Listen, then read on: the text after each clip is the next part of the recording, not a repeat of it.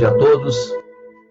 Obedecendo ao rito da casa, que é o de iniciar a palestra sempre no horário previsto, inicialmente só queria que alguém me desse um alô, ver se estão ouvindo corretamente o áudio, se está bem, se não está. Alguém pode me responder se está tudo certo? Porque, como vocês sabem, é uma dinâmica diferente do que a gente está acostumado na casa espírita, né? Na casa espírita a gente normalmente tem lá as pessoas nos ouvindo, a gente está no olho no olho, e para nós é uma dinâmica diferente o recurso dos recursos tecnológicos que nós temos, né? Então, se alguém puder, por favor, me dar um ok, dizendo que está bem aí o áudio, eu agradeço bastante, tá? Tá bom o áudio? Por favor, alguém me responde?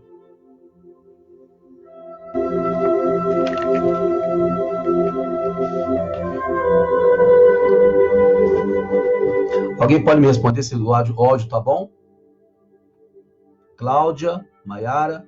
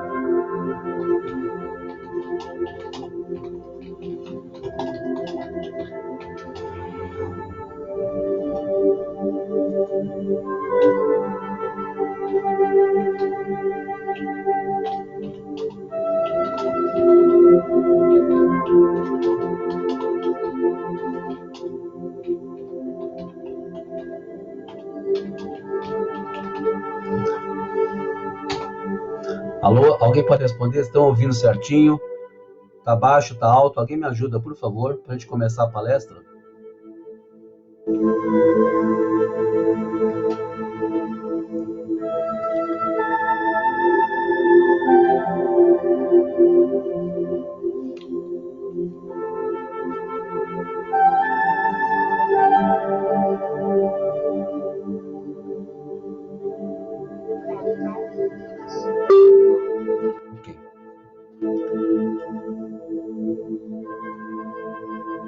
Ok, então, obrigado pelo retorno, Claudinha, obrigado, tá? Bom, então, como eu estava dizendo, é uma coisa nova para nós, então, nos desculpem, eventualmente, qualquer falha que tiver, o objetivo é sempre fazer o melhor possível em nome da propagação da nossa querida doutrina espírita, né? Eu estou em casa só hoje, estou sozinho, moro num apartamento, então eu estou com o meu cachorro também lá na sala. Então eu peço que, se eventualmente ele fizer um barulho, porque quando ele ouve barulho lá no corredor, lá no elevador, ele começa a latir. Então eu peço, me desculpem que nós não temos um estúdio, né? Utilizamos os recursos que nós temos aí à disposição, ok? Então, para dar início à nossa palestra, vamos elevar o nosso pensamento até Deus nosso Pai, pedir a Ele que nos abençoe o trabalho de hoje, que as nossas intenções, Pai amado, possam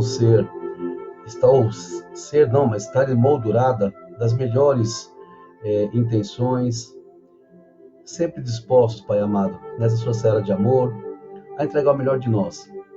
Em nome do nosso Senhor Jesus Cristo, que nos tem abençoado, nos tem amparado, pedimos que, através dos seus emissários de paz, de amor, estejam presentes nesse trabalho, mesmo que de maneira virtual, para nos auxiliar, para nos amparar e nos permitir dar o melhor de nós para que essa doutrina seja propagada da melhor maneira possível. Ficar conosco, Pai amado, ficar conosco, Mestre Jesus, por hoje e por todo sempre. Que assim seja, com a graça de Deus. Bom, amigos, então, vamos começar. O tema de hoje que foi escolhido foi os nossos medos. Por que nos paralisam? E eu queria começar essa explanação lembrando dos apóstolos que estiveram naquela passagem que os apóstolos estão na barca com Jesus e Jesus está dormindo e os apóstolos, após descerem de uma pregação de Jesus, Jesus diz, vamos atravessar para o outro lado, e era um anoitecer, e Jesus propôs essa travessia, e os apóstolos deixaram a multidão e foram com Jesus. Porém, a uma certa altura da viagem, levantou-se um vendaval bastante forte, e as ondas começaram a lançar sobre o barco, de forma que foi enchendo d'água. E Jesus ali na polpa da embarcação, dormindo, com a cabeça num travesseiro, aí os discípulos se assustaram, se amedrontaram e gritaram, chamaram pelo mestre, mestre, mestre, não te importa que morramos nesse momento? E o Jesus se levantou, olhou para o mar, olhou para o vento, repreendeu o vento e disse para o mar, aquieta-se, acalme-se. E o vento acabou se aquietando e a bonança se fez naquele momento. Então os discípulos perguntam, uns aos outros, por que? Primeiro Jesus pergunta a eles, por que vocês estão com medo? Ainda não tens fé? E eles estavam realmente apavorados e acabam perguntando uns aos outros, quem é esse que até o vento e o mar lhe obedecem? Veja, nós estamos falando dos discípulos de Jesus, que estavam com ele, que conheciam a força de Jesus, mas também se mostraram temerosos. O mundo em que vivemos, muitas vezes, nós temos a sensação de estar também no mar agitado, no mar de perturbação, e nós perguntamos, onde está Deus nesse momento de tempestade? Muitas vezes esquecemos que a doutrina espírita nos ensina que o homem não está sozinho, nós não estamos sozinhos, abandonados à própria sorte. Deus está sempre conosco, presente e atento nessa barca da nossa vida, mesmo quando parece estar dormindo, mesmo quando parece que as coisas não acontecem, parece que o socorro não vem, Deus não está dormindo, Deus está presente. Jesus, através dos seus emissários de paz, os nossos mentores, amigos, estão sempre presentes. Então, basta acreditar nessa presença constante e atuante deles para que nós possamos ter o coração mais terno, mais brando, mais tranquilo, mais sereno diante das adversidades. Então, fazendo as analogias, detalhando mesmo essa questão da embarcação, o mar e a noite pode significar para nós uma realidade de medo, de sem perspectiva, não saber o que vai acontecer. Imagine você à noite, ou melhor, a figura do mar, principalmente à noite, com os seus assombros, é mais ou menos essa realidade de medo que a gente vive, que muitas vezes sem uma perspectiva de quando vai dar certo, quando vai terminar esse problema. O barco a que nós estamos nos referindo vem simbolizar o quê? A comunidade de Jesus, que navega por essa história, daqueles que acreditam em Jesus, aqueles que abraçaram o ensinamento do Mestre. E Jesus está no barco, e esse barco é conduzido por quê? Pelos discípulos.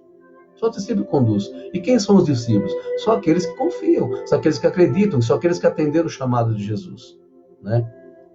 Agora, quando fala Jesus dorme, essa aparência é uma aparência, vamos dizer, uma aparente ausência ao longo dessa viagem, que é para deixar que nós fiquemos, não à mercê da sorte, mas nós demonstremos a nossa confiança, a nossa fé. Porque a tempestade que diz lá nessa passagem significa realmente as dificuldades que o mundo impõe para a nossa missão. A missão de evangelizador, a missão daquele... Porque não evangeliza só aquele que vai no templo e fala e lê as escrituras e tudo mais. Evangeliza aquele que dá testemunho da sua fé em Jesus e no dia a dia, consegue passar para os outros, aqueles que estão ao nosso lado, essa força, essa confiança, consegue mantê-los no direcionamento correto. Isso é evangelizar, é passar o ensinamento de Jesus através dos nossos atos, a nossa fé e a nossa confiança. E ali no barco, Jesus aparece como Deus, Ele aparece como Deus, que é capaz de dominar o mar e as ondas, as forças mais hostis que se revelam ali. Por quê? Porque na Bíblia também, lá parece que só Deus tem o poder de dominar as ondas do mar, dominar a natureza, é só Deus. E aí, quando os discípulos perguntam quem é esse homem, os discípulos realmente reconhecem que Jesus é o Filho de Deus presente no meio deles naquele momento. E a questão, todos eles são ali convidados a aderir, a confiar, a obedecer, né, com total entrega nessa sua viagem com Jesus, nesse caminho com Jesus. Então, nós também, às vezes, no mar agitado da vida, nos sentimos sós e incapazes de reagir. Né? Nós temos a barca da vida. Qual que é a barca da vida? Muitas vezes na barca da vida nós nos sentimos desanimados, preocupados, né? Tem aquele lance de, Deus esqueceu de mim, né? Mas, na verdade, nós é que esquecemos do que Cristo está conosco. Nós esquecemos que tem emissários de Cristo que estão ao nosso lado a todo momento. Né? A barca da nossa família é a mesma coisa. Muitas vezes tem ondas agitadas trazendo grandes problemas aos nossos familiares. Agora, perguntamos, e Cristo está na nossa família? Através das nossas ações, através da extensão daquilo que a gente fala, vivencia, que a gente prega, Cristo conseguiu um lugar na nossa família? Ou nós somos um serzinho separado desse núcleo? Tá? Na barca das nossas convicções religiosas também, né? Como é que estão as nossas preocupações com as seitas, com os escândalos, né? Com a questão que tudo que aqui se faz, não no sentido popular, aqui se paga no sentido da gente ter novas reencarnações para poder reparar os nossos erros. Então, muitas vezes, nós ficamos aí criticando o outro, as ações alheias, esquecendo que o Evangelho, né, de Jesus é um ensinamento, é um guia que nos pede a todo momento a calma, a paciência, o não julgar, né? Até porque Jesus já asseverou, né? Estarei convosco até o fim dos tempos. Então, muitas vezes não importa, a gente, vamos dizer assim, eu não estou dizendo a gente, por favor, na questão médica, nessa questão que está vivenciando de medo com esse coronavírus, não estou dizendo que tem que abandonar tudo. Acho que cada um deve ter o discernimento para acatar a melhor orientação. Mas Jesus disse, estarei convosco até o fim dos tempos. E essa minha confiança ela tem que ser, ela tem que estar sempre em evidência, não para o outro, mas para mim. Nessa confiança de que Jesus está conosco, né? Então, quando Jesus censura a falta de fé dos apóstolos, perguntando por que duvidastes, homem de pouca fé, eles ali só lembraram, né, de Jesus quando se encontraram em situação desesperadora. Né? Então, e a pergunta, quantos cristãos que só pensam em Jesus e em Deus na hora da tempestade? Tá? Não pensam em Jesus, né, como aquele que está do meu lado, no dia a dia, sabe... Independente da situação, Jesus está ao nosso lado em todos os momentos, né? Então, nós não podemos duvidar, né? Não podemos ser esse homem de pouca fé. Tá? Nós temos que ser aqueles que compreendem o Evangelho de Jesus em sua plenitude. Podemos não vivenciá-lo em função das nossas imperfeições, mas compreender em função dos estudos que fazemos, nós temos que compreender que nós temos alguém do nosso lado. Mas também nós somos falíveis, somos bastante falíveis. Eu trouxe assim, o texto lá do nosso lar, no capítulo 41, quando todos são convocados à luta. Não sei se vocês lembram, quem já fez Cohen, ou quem já leu o livro, quem viu o filme, que no capítulo 41 é quando está para eclodir a Segunda Guerra, né, na década lá no ano de 1939, por aí. E aí fez um alvoroço em nosso lar, que nós pensamos, poxa, ali se eu tiver nosso lar, eu estou tranquilo. Mas não, as pessoas, né, a imortalidade da alma está aí, porque alguns meses que a gente carrega daqui, a gente vai para lá, não tem como. E ali, através dos alto-falantes, né, o Ministério da Comunicação faz um apelo, né, repleto de autoridade e de amor, dizendo lá, irmãos de nosso lar, não vos entregueis a distúrbios de pensamento ou de palavra. Né? A aflição não constrói, a ansiedade não edifica ninguém. Então saibamos ser dignos do clarim do Senhor, atendendo-lhe à vontade divina no trabalho silencioso dos nossos postos. Tá? Por quê? Porque nesse capítulo 41 está mostrando os medos que todos sentiram ali, da legião que viria de almas, né, seriam lá desencarnados durante a Segunda Guerra Mundial. Né? Então, para perceber o choque que a guerra produziu e produz em todos os planos da vida, no plano terreno, no plano espiritual. Então, os medos existem. Tá? Mas no capítulo 42, né, na palavra governador, o que nós ouvimos lá de Narcisa, quando o governador diz que vai fazer o culto evangélico do Ministério da Regeneração? Esse culto, o objetivo essencial era preparação de novas escolas, me parece, de assistência do auxílio de núcleos de adestramento e regeneração. Aí André pergunta, né, Mauro está ali e tal, acompanhando Narcisa, e ela fala, né, precisamos organizar determinados elementos para o serviço hospitalar urgente. Embora, ela corrige, embora o conflito tenha se manifestado tão longe, lá na Terra, bem como exercícios adequados para o medo, ou melhor, contra o medo. Aí o André pergunta, por que contra o medo? Né? Ela fala, como não? Talvez você estranhe. Como acontece a muita gente, a elevada porcentagem de existências humanas estranguladas simplesmente pelas vibrações destrutivas do terror. Isso é tão contagioso como qualquer moléstia de perigosa propagação. E diz ela ainda, classificamos o medo como um dos piores inimigos da criatura, por alojar-se na cidadela da alma, atacando as forças mais profundas. Então, os nossos medos nos destroem, né? Os nossos medos nos paralisam, por quê? Porque falta um pouco de confiança, né?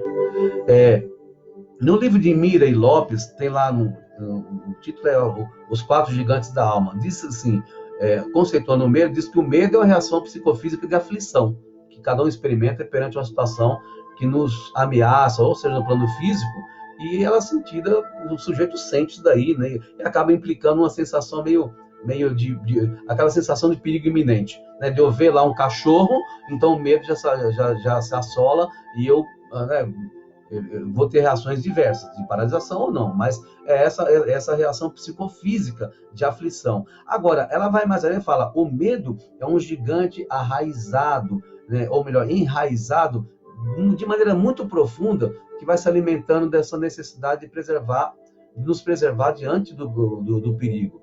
Agora, isso é justo, é correto? É, porque quando eu sinto medo, eu me preservo, e está lá na lei de preservação, né? Mas que se esse medo se alia com a imaginação, né, vai criando neurose que acaba sendo que é melhor, são capazes de paralisar completamente a vida de uma pessoa. O medo, quando você usa ele como preservação, como método de preservação, é sadio. Mas quando você começa a criar e imaginar algumas coisas em cima desse medo, você acaba criando umas neuroses que vão te paralisar mesmo. Então, nós estamos vivendo aí dentro de um cenário em que as pessoas têm medo, né? Mas será que nós estamos exagerando nesse nosso medo? Veja, eu não estou falando da questão médica em si.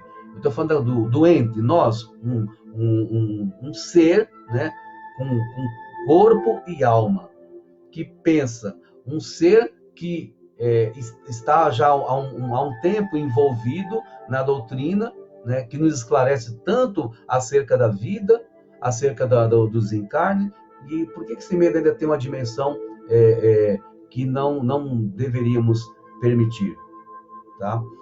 Então, questionar um pouquinho dentro de nós esses medos, né? Nós temos diversos medos, tudo bem, tem o medo que aí chega a ser instintivo, porque você prevê o medo da situação, aquela aflição, né? Você vê um cachorro solto, eu, por exemplo, tenho medo de cachorro, isso instintivamente eu vou criando minhas prevenções, né? Tem o medo que é racional, onde você percebe, olha, se eu ficar aqui, eu moro no 15º andar de um prédio, por exemplo, se eu ficar me expondo muito, né, lá na sacada, né, eu vou racionalmente, eu estou pensando, aqui eu não vou lá além porque senão eu vou acabar caindo, e isso me provoca medo. Tem o medo imaginário, né? Que principalmente nas crianças e em adultos, o medo imaginário é aquele que você, vamos pensar assim, quando se apaga a luz do quarto, se você assistir um filme lá, mais um filminho desses que provocam situações aflitivas, de medo e tal, eu não quero falar filme de terror, mas vamos pensar em filme de terror. O seu imaginário ali também trabalha, é um medo, é um medo imaginário. E tem um medo condicionado também, né, de você ou faz isso, o medo que você se condiciona. Por exemplo, eu tive uma colega que lecionava comigo, que ela morria de medo de ter a face queimada. Então ela ficava o dia todo, ela lecionava comigo no Senac. E ela ficava, virava e mexia, eu tava, via ela com a necessaire passando, né, passando creme, essas coisas, maquiagem. Ela tinha uma adoração pelo rosto dela. Né? Então morria de medo. Então ela estava se condicionando de tal forma que ela não conseguia, né, viver melhor. Esquece isso daí, meu, vamos viver. Mas um condicionamento, chegar perto de fogo e tal. Então meio condicionado. Até, por exemplo, não podemos repreender as pessoas pelos medos que possuem, mas tem medos que chegam a exagerar, né? Então, tenho visto, acho que na semana passada, retrasada, vocês têm ideia, teve uma colega nossa do Facebook aí, ou melhor, do WhatsApp, que pelo simples fato de receber uma dessas mensagens que a gente muitas vezes não procuramos aí se ver se tem o teor de verdade ou não, sai propagando, e a pessoa entra no desespero, né? Por quê? Porque ela superdimensiona aquela situação. Então nós temos que ter muito cuidado com isso, né, ao disseminar as nossas informações. Agora, por que nós temos medo? Nós temos medo, segundo Joana de Ângeles, no livro Conflitos Existenciais, esse medo que nós sentimos, os diversos tipos de medos, ela diz que é uma herança de culpa do nosso inconsciente humano, né? Ele responde, ele está ali, ó, respondendo. Nós estamos aqui respondendo por diversos desequilíbrios ou inúmeros desequilíbrios. Então essa é uma herança de culpa nesse nosso inconsciente e responde por inúmeros desequilíbrios que vai dessa culpa vai se desdobrando, vai se mascarando em várias expressões de medo, de processos, né, que nos falta, que nos impede de uma aquisição de nível de consciência superior. Porque nós, segundo ela nesse livro, nos conflitos existenciais, trazemos todas essas existências e reexistências, e vai trazendo umas culpas também, que elas se convertem dentro do nosso inconsciente em medos, né? E diz ela também no livro O Homem Integral, também uma obra psicografada pelo Divaldo, que eu não citei, mas ela diz assim, que o medo é fator dissolvente na organização psíquica do homem, predispondo por somatização, né? Então somatizamos a enfermidades diversas que aguardam correta diagnose e específica terapêutica. Então, à medida que a consciência se expande e o indivíduo se abriga na fé religiosa, racional, na certeza da sua imortalidade, ele se liberta, ele se agiganta, recupera a identidade dele e vai se imunizando de maneira definitiva e vence o medo e os seus problemas que advêm com esse medo, né? Então, ou seja, diz ela que a gente tem que nos preocupar com em dissolver essas ações de medo, essas ações e reações de medo. Então, à medida que a consciência vai se expandindo, o indivíduo vai se abrigando na fé, diz ela, na fé racional, na certeza da imortalidade. E se eu sou imortal, o que basta? Qual o problema de eu partir desse mundo e ir para o mundo espiritual, ir para a pátria espiritual, né? Ninguém quer, mas também nós não podemos nos trancar no chamado circuito do medo. Então, Joana de Ângeles diz que as vivências equivocadas nossas no passado e se instalam alguns medos no nosso subconsciente, no nosso inconsciente, o circuito do medo fala o seguinte, essas vivências, né, me revelam algumas culpas do passado, sem ser muito transparente, mas me traz as culpas do passado, que estabelece um medo no presente, no nosso consciente. Esse medo causa um transtorno de comportamento. Esse transtorno pode me levar para um comportamento de depressão, de fobia, síndrome do pânico, um monte de coisa. Então, quer dizer, as vivências do passado te traz a culpa desse passado, que cria os medos no seu consciente, no seu presente, levando a transtornos, e esse transtorno vai te levar ao quê? A depressões, a fobias e tudo mais. Então, nós temos o quê? De alguma forma, evitar que essa repetição do circuito do medo, né, evitar que ela fique desencadeada. Por quê? Quando ele se desencadeia, ele vai acabar mantendo, né, várias doenças, conforme diz Joana de Ângeles, já foram somatizadas no corpo físico. Então eu tenho, de alguma forma ou de outra, eliminar esse medo, ver de onde vem, trabalhar a terapêutica de maneira que eu elimine esses medos. E não pode ser um mascarado, como muitas vezes o medo está mascarado. Ele é mascarado pela timidez, é mascarado pelo ciúme, pelo pessimismo, pelo ceticismo do indivíduo, pelo tédio, pela vaidade. Essa moça que eu falei, que ela ficava toda hora ali se maquiando para poder, né, ficar de maneira narcisista, olhando o rosto, mantendo o rosto. O medo se mascara na hipocrisia, no despeito. Poxa, eu estou lá numa empresa, por exemplo, eu quero mostrar as qualidades, as potencialidades que eu tenho, mas tem outro que tem mais potencialidades que eu, desenvolveu mais capacidades. Então, eu trato com despeito para que ele não sobressaia. Eu tenho medo, né? Então, tem diversos tipos de medo, né? O medo desconhecido, o medo da morte, o medo da altura, o medo de amar, medo de se relacionar, o medo de dirigir, medo de perder aquilo que não tem, porque, como diz o poeta na música, nada é meu, nem um pensamento. Quem tem tanto medo de perder? Perder aquilo que a gente não vai levar, né? Quando formos no plano espiritual, nada vai ser levado. Né? Medo de avião, medo de escuro, medo existencial, né? Como diz Joana de Anjos. Então, nós temos diversos tipos de medo. Agora, curiosamente, de todos esses medos, o que é o mais intrigante que tem, e mais comum a nós, como espíritas, é o medo de espíritos, né? Há espíritas, muitos mesmo por aí, que se arrepiam, né, ante a perspectiva de travar qualquer contato com o espírito, de presenciar qualquer fenômeno mediúnico. Chega a ter medo de dormir, de ficar sozinho, de apagar a luz, na iminência, de repente, é você surpreendido por alguém que esteja do outro lado. Ora, mas esse medo ele vem também porque nós sabemos, nós trabalhamos com esse nosso cotidiano, vamos dizer assim, nas casas espíritas, com esses trabalhos, né, com o plano espiritual. Agora, se nós trabalhamos com o plano espiritual, como é que nós temos tanto medo, né? Então, nós temos que nos perguntar, né? Por que então nós temos tanto medo também da reencarnação? Diz que os espíritos, quando estão lá, têm medo de voltar também para o plano terreno. Porque, pela interpretação espírita, quando nós não aproveitamos aquela encarnação, a situação na existência atual, nós continuamos a perseverar no erro. E provavelmente nós teremos que retornar, né, nas condições existenciais mais difíceis e com maiores provas, né, para fazer a reparação, né, desses débitos. Então, quer dizer, tem medo aqui de ir para lá, tem medo lá para vir para cá. Nós temos que pensar e repensar essas questões, né? Porque o medo traz consequências muito nefastas para nós, né? Como já falamos, o medo nos mantém aprisionados nele.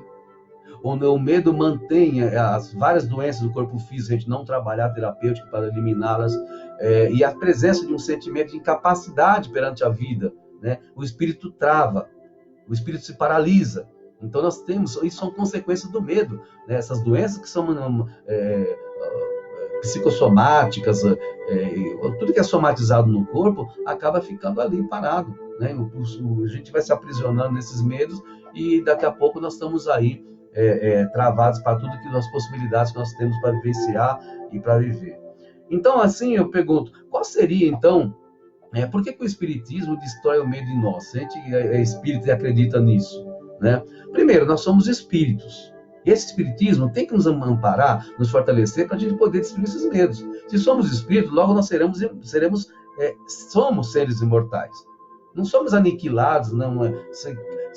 Eu vou usar, me perdoa, a situação do momento. Não vamos ser aniquilados se o coronavírus atacar aqui, acolá, enfim, atacar o planeta, né? Não vamos ser aniquilados se houver uma eventual destruição do planeta pela ação humana, e nós não vamos ficar sem morada, né? Por quê? Porque somos seres imortais. Então, daí, vida e morte seriam etapas de trajetória espiritual que nós estamos sujeitos. Então, o medo, né, esse medo exacerbado de sair de casa, não sei o quê, lógico, tem lá, volto a dizer, eu não estou aqui fazendo um tipo de apologia, e também não estou aqui defendendo ideias de um ou de outro, tá? Estou dizendo que nós não podemos permitir que esse medo ganhe uma dimensão inimaginável para nós, tá? Por que temos medo do Espiritismo destrói o nosso medo? Primeiro, nós somos espíritos. Segundo, nós reencarnamos porque precisamos reencarnar. Então, somente essa questão, essa teoria das vidas sucessivas pode explicar os eventuais problemas que a gente vai ter ou não. Se eu vou desencarnar de uma forma ou de outra, por sufocamento, por isso, por aquilo, nós temos lá atrás os nossos históricos, os nossos pretéritos. Então, sabe, nós temos que edificar nossa fé de tal maneira que nós entendamos, né, ou consolidemos em nós essa verdade de que somos seres imortais. Aí nós vamos pensar, poxa, Cláudio, mas eu tenho medo. Lembra da passagem de Chico Xavier, que estava lá no avião? Eu não vou falar toda a situação, porque senão o tempo não nos permite, né? O tempo é um pouco curto. Mas Chico Xavier também teve diante dessa situação, estava numa aeronave, se deslocando de uma cidade para outra, lá em Minas Gerais, e de repente o avião começou a ter um problema, isso ele narrou lá no Pinga Fogo, né? Eu tenho um problema todo chamado vento de cauda, né? E aí ele narra toda a situação, e como é que se desfecha a situação? Emmanuel entra na aeronave, e aí ele fala lá gritando, socorro, socorro, valeu-me Senhor, e tal. E Emmanuel falou, qual o problema? O que está acontecendo? Isso já fazia 20 minutos que ele estava nesse desespero, ele e os demais. E aí, o que acontece? Ele fala, mas você não acha que ele está em perigo de vida, né? Porque isso faz expressão de vida, não é perigo de morte. Aí o Emmanuel falou, tudo bem, isso é perigo de vida, qual o problema? Isso não é privilégio de vocês, tem um monte de gente em perigo de vida. Mas você não acha que a gente vai morrer? Então, sim, vai morrer.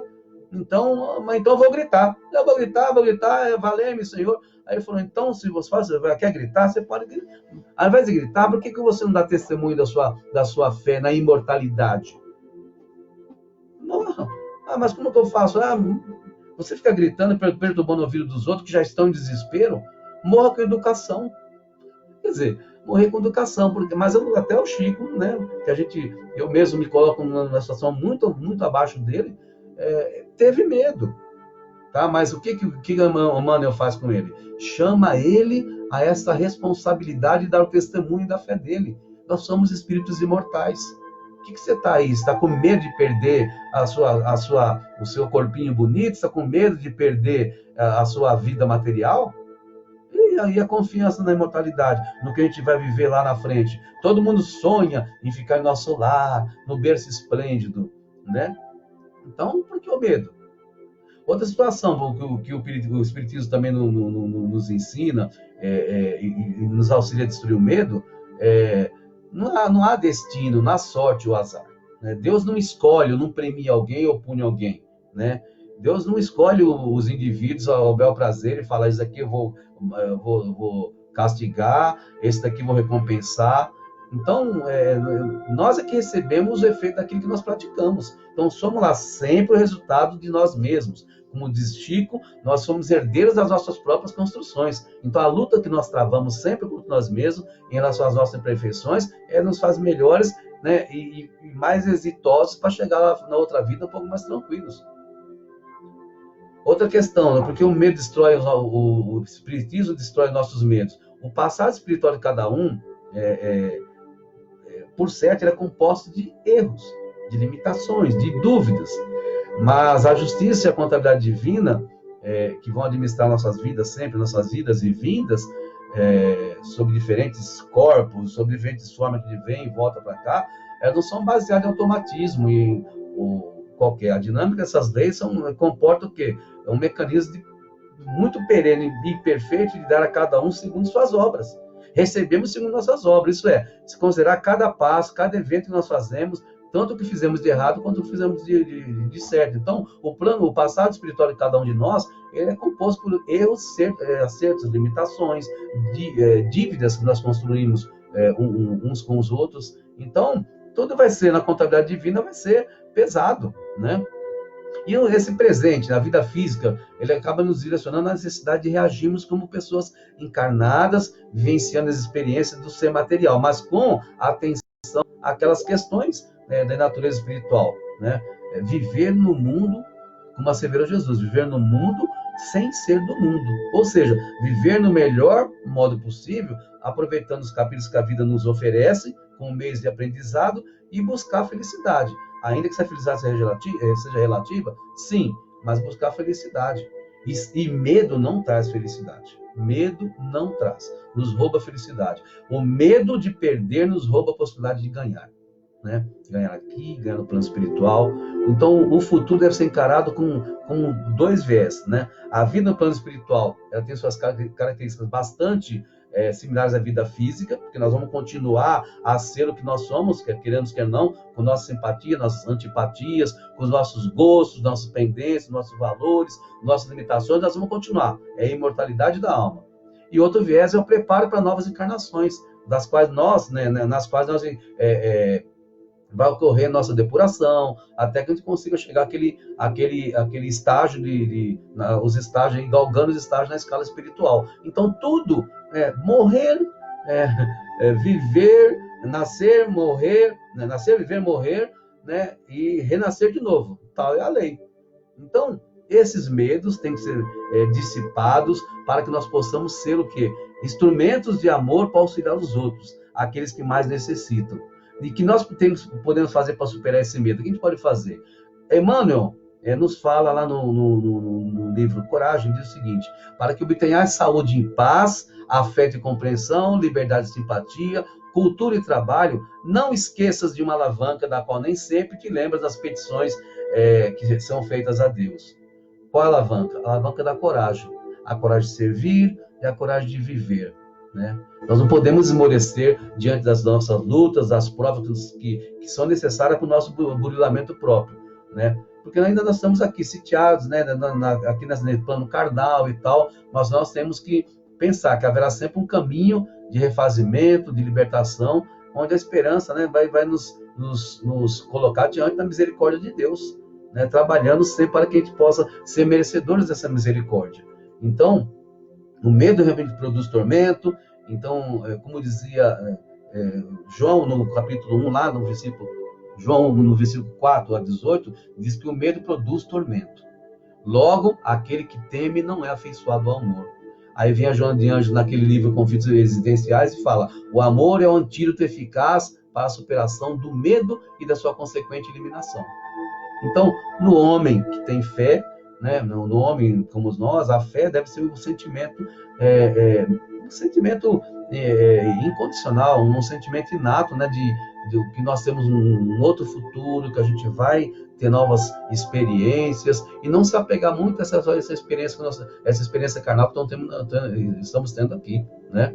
E a única maneira, como diz o Joana de Ângeles, a única maneira de eliminar o mal, né, eliminar o medo em nós, é fazer o bem para o outro. Como a gente vê o pessoal nessas circunstâncias do coronavírus, são pessoas que estão saindo de casa, que estão comprando lá o alimento para o outro, porque é um senhor de idade, porque não sei o quê. Então, o quê? Você fazendo bem para o outro, você alimenta a sua alma e o medo vai se dissipando. Então, para erradicar o medo, é importante, é imprescindível trabalhar o nosso autoconhecimento.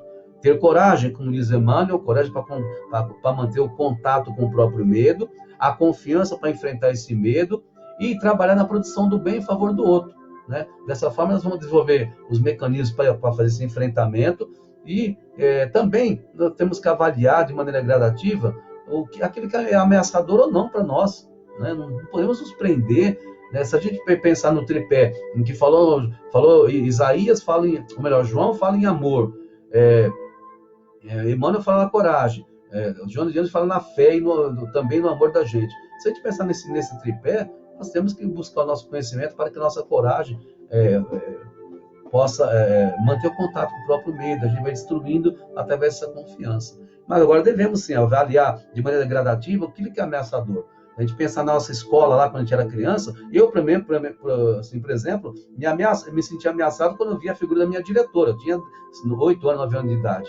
Passados uns bons anos, eu encontrei com a diretora, para mim era uma figura exemplar, e gostava muito dela, mas naquela época representava um medo para mim, o diretor, o bedel, né? Mas aí, quando a gente vai amadurecendo, a gente vai avaliando de maneira gradativa aquilo que realmente é ameaçador ou não. E aí você vai despojando de um monte de medos, né, de incertezas, e é isso que tem que fazer, trabalhar isso em nós, de maneira gradativa, mas trabalhar, não se permitir ser um prisioneiro do medo, tá? O nosso tempo já vai se esgotando, mas eu queria também, dentro desse contexto de medo, lembrar daquele servo negligente, né, que recebeu os talentos, né, e diz lá que, tendo medo, escondi o meu talento, porque sabia que o Senhor ceifa onde não planta e tal. Quer dizer, ele recebeu, usou, cada um recebeu uma quantidade de talentos, ele recebeu um talento, tá? Ele recebeu o mais reduzido dos valores, então, bom, vamos dizer assim, em termos de possibilidade de ganho que os outros multiplicaram e tal, e devolveram ao Senhor, ele recebeu um bastante reduzido. Contaram, na verdade, com um talentinho, né? Mas ficou com medo de lutar para valorizar aquele talento. Então, quando o seu senhor veio lá, chegou para fazer trazer as contas, o que aconteceu com o servo vigilante, né? Foi repreendido. Por quê? Porque ele foi preguiçoso. Então, há muitas pessoas que se acusam, né, de ser pobres de recursos para poder auxiliar o outro. O recurso que eu digo não é recurso material, mas os recursos da felicidade interior, do desejo de servir, da motivação, se sentem meio pobres nesse sentido e recolhe-se à ociosidade, alegando medo de ação, medo de trabalhar, medo de servir, medo de fazer amigos, medo de desapontar alguém, medo de se desapontar, medo de sofrer, enfim, medo da incompreensão do outro, medo de ser alegre, ou medo da alegria do outro, medo da dor, enfim, uma série de medos. Então nós não podemos fazer como esse servo negligente e esconder os nossos talentos. Nós temos talentos, nós temos que colocar à disposição, né, e buscar, né, na vida, ao invés de se agarrar ao medo da morte, nós temos que pensar em agarrarmos no medo, né, de desagarrarmos do medo da morte, desagarrarmos desses medos que viciam a sociedade e pensar que nós temos uma caminhada grande para ser feita, né? E ali confiar sempre na presença amiga de Jesus e dos seus emissários de amor. Não tem outra forma, tá? O medo existe. O Chico Xavier ficou com medo, os discípulos tiveram medo, aqueles que estavam lá no nosso lar tiveram medo, mas todos eles trabalharam o medo em si. Todos eles venceram o medo, que primeiro com a prática do bem, e venceram o medo também enfrentando as suas realidades pessoais e dizendo, não, eu não posso ser menor que esse medo. Esse medo não pode ser maior que eu. Tá? Uma pessoa que tem a luz divina dentro de si, uma pessoa que tem o amor de Deus a amparar, a fortalecer na caminhada, não pode ter medo e deixar que a felicidade, embora seja relativa, ela não habite em você. Tá? Então, acho que era isso que eu tinha para trazer para a nossa conversa hoje. Peço desculpas se eu me excedi um pouquinho no tempo, tá? Mas vamos aí com bastante confiança, né? Pedindo mais que o nosso Mestre Jesus nos ampare, né? Que Ele possa nos fortalecer a nossa coragem, né? Mediante o amor e a fé que nós conseguimos aprender e apresentar. Amor e fé no que fazemos. E Jesus há de fortalecer nossa coragem para a nossa caminhada, tá? Então, pedindo ao nosso Pai a permissão para encerrar esse encontro, solicitamos a Ti, Jesus, que diante das nossas dificuldades, das nossas fraquezas, da nossa falta de confiança, muitas vezes em vigilantes, pedimos que através dos vossos emissários de amor, possamos sempre ser tocados em nossa fé, em nossa coragem, para que não esqueçamos jamais que a nossa passagem por esse mundo, que a nossa passagem por esse planeta, que a nossa existência tem que ser útil. Útil para mim, útil para o outro, útil para Deus. E pedimos então, Mestre, que permaneça conosco, nos fortalecendo na fé, no amor, na caridade e, acima de tudo, na certeza da imortalidade da nossa alma, para que possamos ser instrumentos ajustados a toda ação na vossa obra, na vossa seara de amor. Que assim seja, com a graça de Deus. Irmãos, muito obrigado. Está encerrado por hoje. E se algo não saiu legal, eu peço que nos desculpe. Até a próxima vez, ou até a próxima oportunidade, se assim Deus os permitir. Ok?